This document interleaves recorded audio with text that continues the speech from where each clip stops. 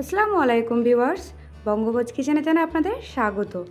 আজকে আপনাদের সঙ্গে শেয়ার করছি একটা দারুণ মজার রেসিপি। এটা হচ্ছে গজা। একদম দারুণ, ভেতর পর্যন্ত রস গেছে আর খাস্তা বাইরেটা, এরকম ধরনের একটা গজার রেসিপি আপনাদের সঙ্গে শেয়ার করছি। তবে চলুন দেখে নিই এটা বানানোর জন্য কী কী প্রয়োজন। এটার জন্য আমি নিয়ে নিয়েছি এখানটায় 2 কাপ মতো ময়দা। আপনারা চাইলে এখানটায় 1 কাপ ময়দা আর 1 কাপ গমের আটা দিয়েও বানাতে পারেন।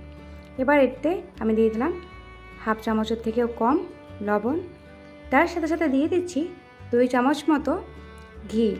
এই গজাটা যদি আপনারা সম্পূর্ণ ঘিয়ে করতে পারেন তবে আরও ভালো, আর যদি না থাকে তো ঘি আর তেল হাফ হাফ দিয়ে দেবেন। এখানটায় আমি 2 চামচ ঘি দিয়ে দিয়েছি আর 2 চামচ সাদা তেল দিয়ে দিয়েছি।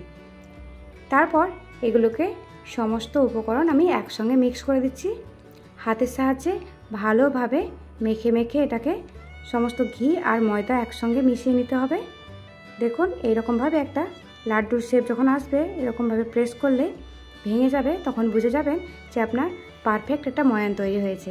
এবার একটু একটু জল দিয়ে এটাকে একটা শক্ত ডোয়ে পরিণত করতে হবে। দেখুন আমি একসঙ্গে সব জল দিচ্ছি না, অল্প অল্প জল দিয়ে পরিমাণটা বুঝে বুঝে আমি এখানটায় জল ব্যবহার করছি। আপনারা এইভাবে আমার প্রসেসে করলে আপনাদের গজা খাস্তা আর একদম ভেতরটা জুসি হবে। ডোটাকে কখনোই বেশি করে ডলবেন না, দেখুন হালকা হাতে একদম এটাকে। তারপরে আমরা চলে একটা ডো বানিয়ে নিতে হবে। এবার ডোটাকে আমি দুই ভাগে ভাগ করে নিলাম। প্রথমে এক পার্ট নিয়ে আমি একটা ছোট রুটির মতো বেলে নিচ্ছি। খুব বেশি পাতলা করবেন না, একটু মোটা রাখতে হবে। তারপর আর একটা ডো নিয়ে আমি এটাকেও একটা রুটির শেপ দিয়ে দেব। আপনারা যদি এরকমভাবে বানান তাহলে একদম দেখবেন গজাগুলো পুরো লেয়ার বাই লেয়ার খুলে যাবে। এবার দুটোকে একসঙ্গে দিয়ে দিচ্ছি। এতে কোনো ঘি তেল কিছু ব্যবহার করছি না, দুটোকে শুধু জাস্ট একসঙ্গে লাগিয়ে আবার বেলে নিতে হবে। তারপর এটার মাঝ বরাবর আমি একটা চাকুর সাহায্যে এটাকে কেটে নেব। ঠিক যেই প্রসেসে আমি করছি সেই প্রসেসে আপনারাও করে দেখবেন, অবশ্যই আপনাদেরও এটা ভালো হবে। এবার আমি এর মধ্যে থেকে আর একটা পার্ট কেটে নেব।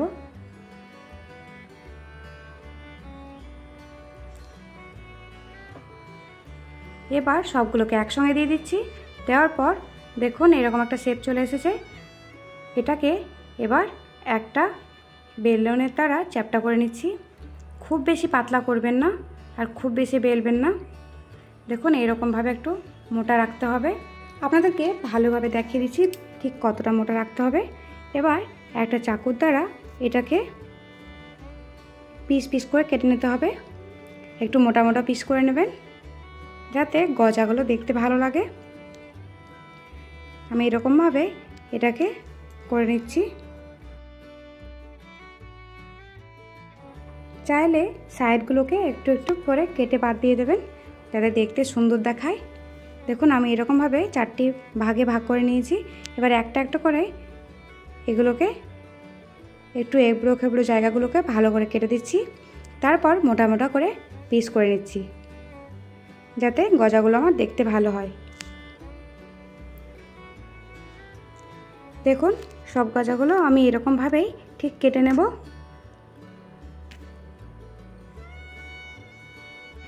সব গজাগুলো আমি কেটে নিয়েছি। দেখুন এবার চলে যাচ্ছি পরের প্রসেসে। এখানটা একটা বাটির মধ্যে আমি নিয়ে নিয়েছি 1 কাপ মতো চিনি আর তার সঙ্গে সঙ্গে দিয়ে দিচ্ছি 2 কাপ মতো জল। জলটা দিয়ে যখন চিনিটা ভালোভাবে মেল্ট হয়ে যাবে একটু 2 মিনিট মতো ফুটতে দিতে হবে। যখন ফুটে যাবে তখন এর মধ্যে দিয়ে দেব হাফ চামচ মতো লেবুর রস। এটাতে জমাট বেঁধে যাবে না, অনেকক্ষণ পর্যন্ত রসালো হয়ে থাকবে। দেখুন এটা আপনি যখন দেখবেন হাতে লাগিয়ে একদম তেলের মতো দেখাচ্ছে, হাতটা তেল তেলে দেখাচ্ছে, তখনই বুঝতে পারবেন যে এটা হয়ে গেছে রেডি। এটাকে সাইডে সরিয়ে রেখে দিয়েছি। এবার একটা কড়াইতে আমি তেল নিয়ে নিয়েছি। যখন তেলটাতে দেখবেন আঙুলটা ডুবানো যাচ্ছে, খুবই গরম হয়নি, হালকা একটু গরম হয়েছে, তখনই গজাগুলো দিয়ে দিতে হবে। একদম লো ফ্লেমে গজাগুলোকে ভাজতে হবে। দেখতেই পাচ্ছেন কোনো রকম কোনো ফেনা আসছে না। এবার এটাকে লো ফ্লেমে যতক্ষণ না পর্যন্ত তেলের উপরে চলে আসবে না ততক্ষণ পর্যন্ত কিন্তু এটাতে কোনো রকম চামচ লাগানো যাবে না। এবার আস্তে আস্তে একটু তেল উপর দিয়ে প্রেস করে দিচ্ছি। তারপর গজাগুলোকে উল্টে পাল্টে একদম লো ফ্লেমে আমি ভেজে নেব।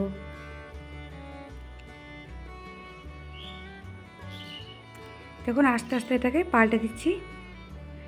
এখন থেকে দেখে মনে হচ্ছে একদম লেয়ারগুলো বুঝতে পারা যাচ্ছে। বন্ধুরা, আমার ভিডিও যদি আপনাদেরকে ভালো লেগে থাকে তবে আমার চ্যানেলটাকে অবশ্যই লাইক, কমেন্ট, শেয়ার আর সাবস্ক্রাইব করতে ভুলবেন না। আর পাশে থাকা বেল বাটনটাকে অবশ্যই দাবিয়ে দেবেন যাতে আমার রান্নার নোটিফিকেশান আপনাদের কাছে সহজেই পৌঁছে যায়। দেখুন গজাগুলো কত সুন্দর ভাজা হয়েছে। খুব বেশি লালচে করে ভাজবেন না, একটু ভাজা ভাজা হয়ে এলে এটাকে তুলে নিতে হবে। আর এটা গরম গরমই ওই চিনি শিরার মধ্যে দিয়ে দিতে হবে। দেখুন আমি আরও একবার এটাকে ভেজে নিচ্ছি। যখন আবার দিতে যাবেন তখন আবার কিন্তু তেলটাকে ঠান্ডা করে নিতে হবে, তারপর এই গজাগুলোকে দিয়ে দিতে হবে। নইলে যদি গরম তেলের মধ্যে দিয়ে দেন তাহলে গজাগুলো পারফেক্টলি ফুলে উঠবে না আর এটা একদম লেয়ারগুলো বেরিয়ে আসবে না। দেখুন এবার আমি এগুলোকে দিয়ে দিচ্ছি। তা করতে আমার আরও গজাগুলো ভাজা হচ্ছে। এবার এটাকে দিয়ে ওই শিরার মধ্যে ভালোভাবে ডুবিয়ে নিতে হবে আর মাখো মাখো করে নিতে হবে। খুব বেশিক্ষণ কিন্তু এটা রাখা চলবে না, এটা কমপক্ষে আপনি 5 মিনিট এটাকে রেখে দিতে হবে। খুব বেশি যদি রেখে দেন তাহলে গজাগুলোর ওপরটা একদম নরম হয়ে আসবে আর এটা খেতেও ভালো লাগবে না। দেখুন হয়ে গেছে আমার 5 মিনিট। এবার এটাকে আমি তুলে নিচ্ছি একটা প্লেটে। এরকমভাবে তুলে নিতে হবে। গজাগুলো একদম পারফেক্ট রেডি হয়ে গেছে। আপনাদেরকে ভেঙে দেখিয়ে দেবো একটা গজা, তাহলেই বুঝতে পারবেন কতটা খাস্তা আর লেয়ার যুক্ত হয়েছে আর রসটা একদম ভেতরে গেছে। তবে চলুন দেখে নিই। দেখুন বন্ধুরা কত সুন্দর দেখাচ্ছে। তবে বাড়িতে এটা অবশ্যই ট্রাই করে দেখবেন, খুবই সহজ বানানো। আজকের মতো এখানেই, অন্য একটি পর্বে আবার দেখা হবে। আশা করছি আপনারা সকলে ভালো থাকবেন। ধন্যবাদ।